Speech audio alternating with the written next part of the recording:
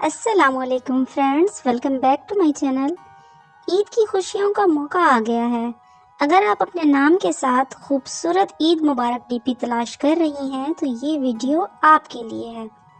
इस वीडियो में आपको लड़कियों के नामों के साथ खूबसूरत ईद मुबारक डीपीज मिलेंगी, हाल कर सकती हैं।